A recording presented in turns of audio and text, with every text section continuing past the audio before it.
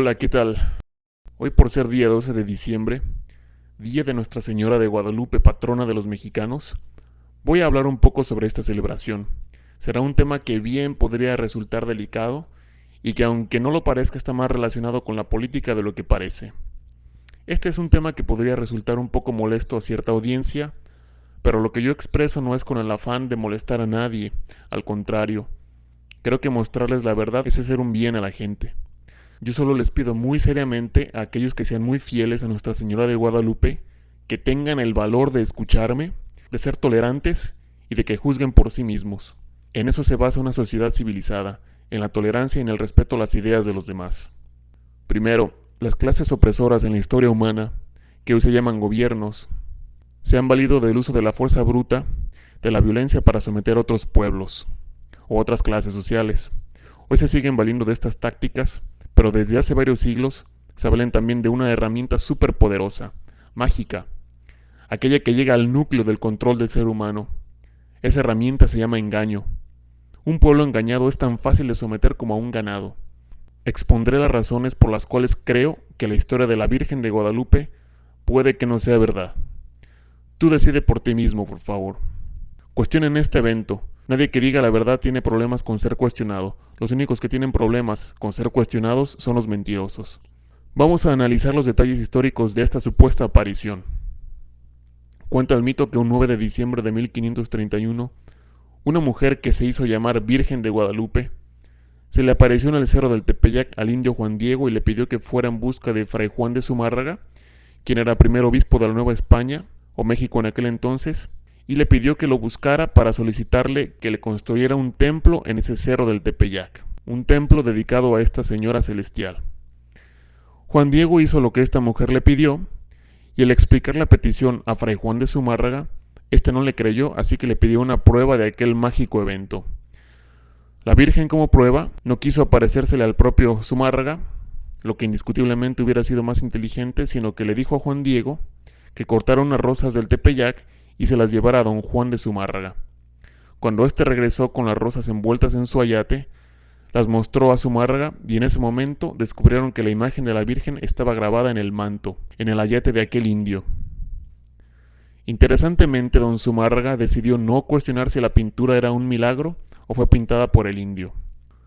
Bueno, pues esta es la historia que quieren que nos traguemos, y yo aquí tengo que contar hasta 10 para no decir una grosería. Bueno, he aquí los hechos. 1. La imagen original fue pintada en 1550 por un indígena de nombre Marcos Zipac de Aquino bajo las órdenes de Fray Alonso de Montúfar. Evidencia de esto se encuentra en el mismo manto, puesto que está firmado por Marcos Aquino y en un sermón escrito bien documentado que Fray Francisco de Bustamante escribió en 1555. 2. Existen testimonios y discrepancias entre mismos personajes del clero que rechazan la veracidad del milagro y rechazan el engaño al pueblo. En 1555, Fray Francisco de Bustamante dice textualmente en su sermón lo siguiente: si se trata de apartar a los indios de la idolatría, ¿por qué se les obliga a los indios a adorar a la Virgen de Guadalupe pintada ayer por el indio Marcos? Nota: para ese entonces no había mención alguna de aparición todavía. Fray Francisco de Bustamante acusó además al obispo Alonso de Montúfar de divulgar falsos milagros de la Virgen de Guadalupe, quien más tarde se retractó de sus mentiras milagrosas. Se conserva un documento escrito en el que Fray Francisco de Bustamante en 1556 declara al virrey que el manto fue pintado por Marcos Aquino. 3. Un evento de tal naturaleza debió causar noticia y atención no solo a nivel nacional, sino mundial. Pues bueno, resulta que en ese año, en el que este supuesto evento tuvo lugar, nadie se enteró ni dentro ni fuera de México. De todos los personajes que documentaban crónicas, de todos los niveles de importancia en esos años, ni uno solo, ni entre la población española, ni siquiera entre la población indígena, ni uno documentó el acontecimiento, ni siquiera el propio Fray Juan de Zumárraga. Entre los cronistas más importantes se encuentran Bernal Díaz del Castillo, Diego de Durán, Bernardino de Sahagún, Jerónimo de Mendieta y el propio Fray Toribio de Motolina o Benavente, considerado como el cronista más importante de la época de la conquista, pues él no escribió ni una sola palabra del acontecimiento. Fray Toribio de Motolina legó un compendio de crónicas que se conocen hoy como Historia de los Indios de la Nueva España. Y aquí en lo personal, les quiero comentar que yo leí este libro hace algún tiempo y considero que esta obra es muy valiosa porque Motolina radicó en el Valle de México desde 1524 hasta 1569, abarcando con muchos años de sobra el tiempo del supuesto milagro guadalupano. Tuvo 38 años para enterarse del milagro que sucedió donde él vivía y a la gente con quien él trabajaba, pero misteriosamente nunca se enteró. Y a pesar de que en sus crónicas documenta con amplios detalles sobre los acontecimientos de esos años, no hay ni una sola palabra sobre Juan Diego ni de su Virgen. Recomiendo este libro no solo por corroborar el tema guadalupano, sino porque habla mucho sobre la vida entre los indígenas, sus tradiciones, sus ritos, sus organizaciones políticas y sociales, y relata cómo la jerarquía católica, mediante la brutalidad perseverante, erradicaron los cultos indígenas. Bueno, entonces aquí el punto es que hubo cero documentación de la aparición. Punto 4. El Cerro del Tepeyac era el lugar donde los indígenas mexicas veneraban a la madre de todos sus dioses, llamada Tonantzin. 5. El día festivo de la diosa Tonantzin era el 12 de diciembre. 6. La Virgen de Guadalupe no era nueva. Era el nombre de la Virgen de la tierra natal de Hernán Cortés, Extremadura, que se llamaba obviamente Virgen de Guadalupe de Extremadura. Quien construyó el templo del Tepeyac fue Cortés, quien lo dedicó a la Virgen de su tierra natal. 7. Cuando Hernán Cortés construyó el templo, no hizo mención ninguna de la aparición. 8. Fray Juan de Torquemada, franciscano nacido en España, es otro de los grandes historiadores de la época de la conquista de México, quien también vivió en el Valle de México durante ese tiempo. En su libro Monarquía Indiana, que se puede encontrar en internet completamente, dice: nuestros primeros religiosos en el Tepeyac edificaron una iglesia a la Madre de Dios en su advocación extremeña, o sea, de Extremadura, la Virgen de Cristóbal Colón y de Hernán Cortés, Nuestra Señora de Guadalupe. Ninguna mención de apariciones mágicas ni de Juan Diego en su libro Monarquía Indiana. 9. Y este punto es interesante. La propaganda y promoción del culto a este personaje fantástico comienza en 1648, 117 años después de cuando se supone que sucedieron los eventos. Y lo hizo el sacerdote español Miguel Sánchez. Este señor es el auténtico autor intelectual del mito de la aparición de la Virgen, quien tenía una gran motivación para hacerlo. Grábenselo bien, el autor intelectual de este cuento se llamó Padre Miguel Sánchez. Durante la década de 1630, la jerarquía católica amasaba enormes fortunas en los templos de la Virgen de Zapopan y de San Juan de los Lagos, ambos en Nueva Galicia, hoy estado de Jalisco. Sin embargo, en la capital no tenían peregrinajes ni adoraciones de tal magnitud. En otras palabras, no hacían el negociazo que se hacía en Jalisco. De manera que los franciscanos tuvieron que recurrir a un cuento milagroso para competir en el mercado de los milagros, para evangelizar a los capitalinos. El pequeño templo del Tepeyac y su pintura estaban ya olvidados. La pintura de Doña Lupita no tenía la menor relevancia en aquel entonces. Así que, lo repito, fue en 1648 cuando al padre Miguel Sánchez se le ocurrió la idea de una aparición mágica. 10. Fray Servando Teresa de Mier, uno de los revolucionarios independentistas, en 1794 aseveró públicamente que el cuento de Doña Lupe es falso, por lo que fue acusado y sentenciado. 11. En 1883, el historiador católico Joaquín García Iscabalceta, por encargos del arzobispo Labastida, realizó una investigación a fondo sobre el cuento mágico de la Virgen. Don Joaquín García Iscabalceta descalificó de uno en uno todos los argumentos utilizados por los obispos que defendían el milagro, indicando que el primer testigo debe haber sido Fray Juan de Zumárraga, quien no hizo nunca mención de tal milagro, y no solo él no lo hizo, sino tampoco lo hicieron ninguno de los obispos que le sucedieron. Todos los supuestos documentos en los que se basaban para afirmar esta historia no existen, ni tampoco los documentos en los que se basó el padre Miguel Sánchez para promocionar este cuento tampoco existen. 12. La pintura que se venera en el Tepeyac hoy en día no es la pintura original pintada por Marcos de Aquino. Como prueba de ello, hay que observar las alitas tricolor, verde, blanco y rojo, del ángel que sostiene a la Virgen. ¿Cómo puede tener los colores de la bandera mexicana cuando aún no existía México como país, 300 años antes de que la bandera mexicana existiera? La pintura original fue sustituida por la actual en 1895 por el padre Florentino Plancarte. Quedó documentado en el Universal del 3 de diciembre de 1895.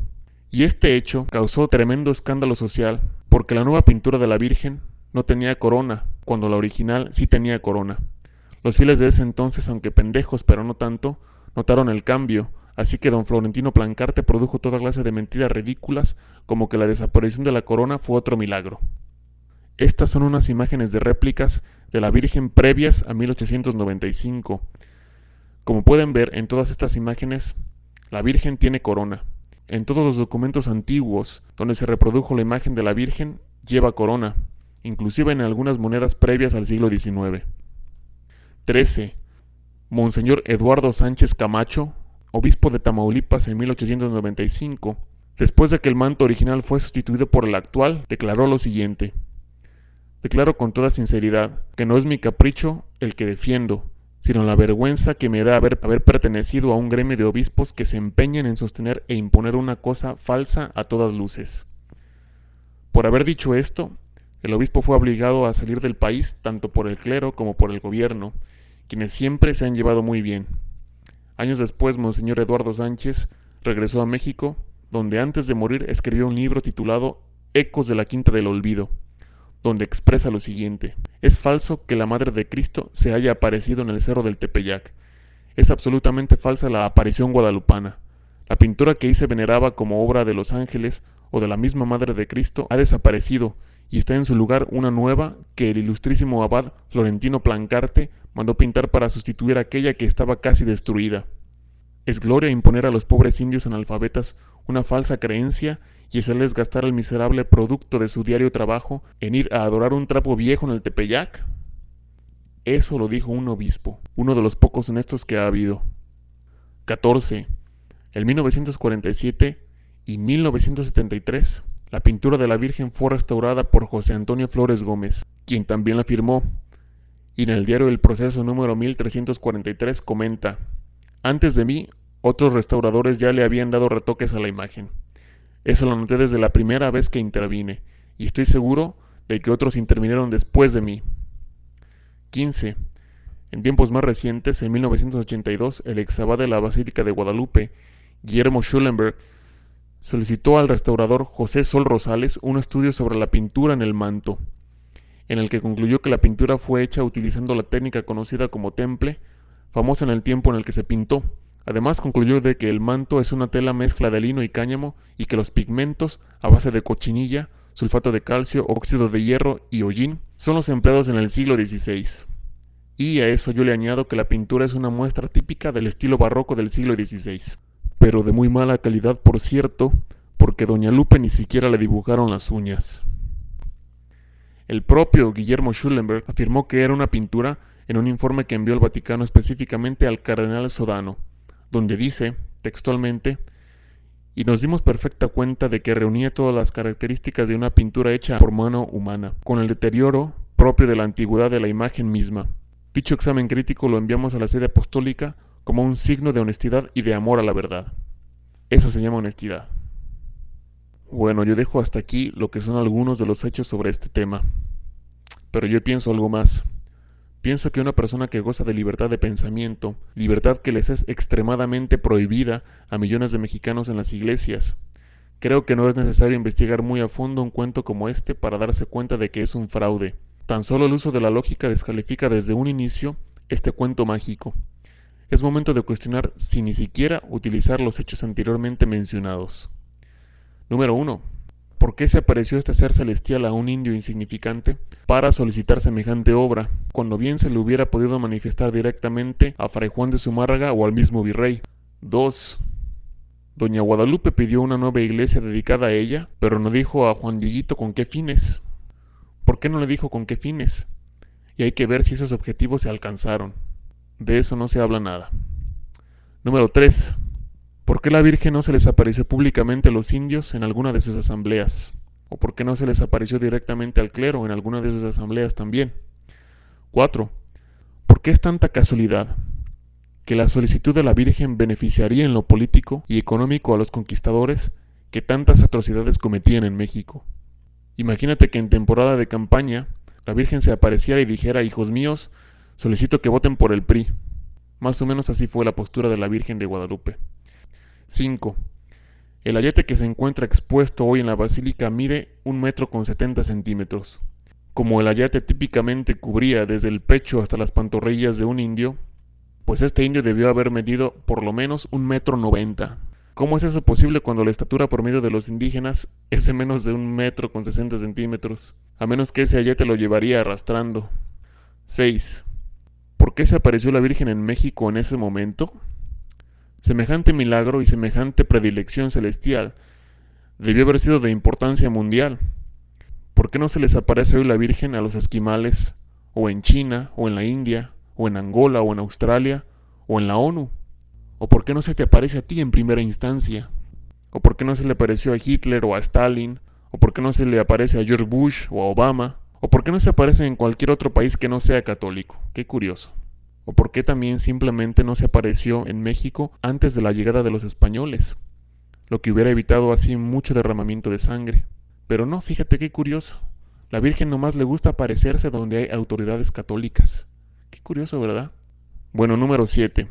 ¿Por qué las alitas tricolor del ángel que sostiene a la Virgen en la pintura, cuando no existía la bandera mexicana? Se supone que se apareció 300 años antes de que la bandera mexicana tuviera sus primeros diseños tricolor. Qué curioso, ¿verdad? Bueno, número 8. ¿Por qué la Virgen se apareció particularmente en el cerro donde adoraban a la diosa femenina Tonantzin, madre de los mexicas? 9. ¿Por qué se celebra a la Virgen de Guadalupe en el mismo día en el que se celebraba a la diosa Tonantzin? ¿Coincidencias o engaño bien fabricado? A pesar de haber sido el pueblo predilecto de este ser celestial, esta mujer no nos ha librado ni de invasiones, guerras, hambre, sufrimiento, pobreza, miseria, manipulación, sometimiento, ni del PRI. Me pregunto cuáles eran sus metas con tener un nuevo templo dedicado a ella. Por favor, cada quien saque sus propias conclusiones después de haber corroborado cada uno de los datos que yo aquí les expongo. Con todo el respeto que se merece la gente, para mí es una mentira diseñada para someter al pueblo y para amasar grandes fortunas. Está hecha para mantener al pueblo tonto y evitar que goce de libertad de pensamiento y que así pueda cuestionar sus jerarquías corruptas e irracionales. Mis conclusiones son sencillas pero tienen mucho sentido. No hubo nunca ninguna aparición de ninguna virgen y Juan Diego nunca existió. Es por eso que no hay el menor rastro de ese evento en la historia. El mito se fabricó 117 años después de cuando se supone que sucedió. La pintura original fue pintada por el indio Marcos Aquino por órdenes de Fray Alonso de Montúfar, sin solicitudes divinas.